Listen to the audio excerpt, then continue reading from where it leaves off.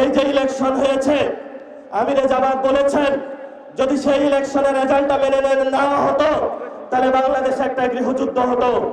আমরা বাংলাদেশে একটা গৃহযুদ্ধ চাইনি বলে এই পর্যন্ত আমরা শান্তি এবং শৃঙ্খলার সাথে রয়েছি।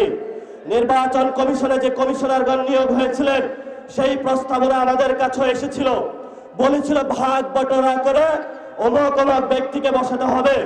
সেই সময় আল্লাহর সহায় থাকার কারণে এই সব গোপন সংলাপ আলোচনায় আমরা রাজি হই নাই। বিএনপির অনেক কমিশনার বসানো হয়েছে, বিভিন্ন বিভ্রান্ত আর্মি পার্সনকে সেখানে বসানো হয়েছে, তারা নির্বাচনে হলে ইঞ্জিনিয়ারিং করেছে। আমরা তো আপনাদেরকে হুঁশিয়ার করে দিতে চাই, এই অনেক কমিশনারদের এক পা অলরেডি কবরে চলে গেছে।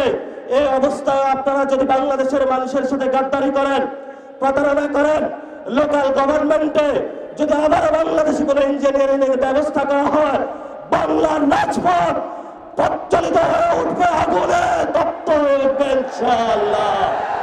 আপনারা লোকাল গভর্নমেন্টে সবাই প্রস্তুত থাকবেন ইনশাআল্লাহ। মাঠে হয়তো আমাদের রক্ত থাকবে, নয়তো বাংলাদেশের আজাদী থাকবে ইনশাআল্লাহ।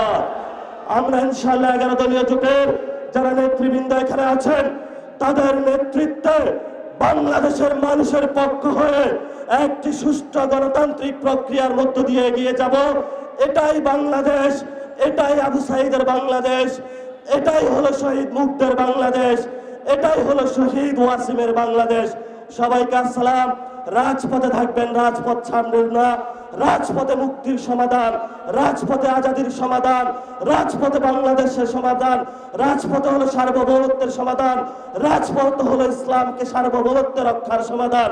এই সমাধান আমাদেরকে ইমানি দায়িত্ব, দেশপ্রেমের দায়িত্ব, এই দায়িত্ব আমাদেরকে আদায় করে ইনশাআল্লাহ আমরা ঘরে ফিরবো। আসসালামু আলাইকুম।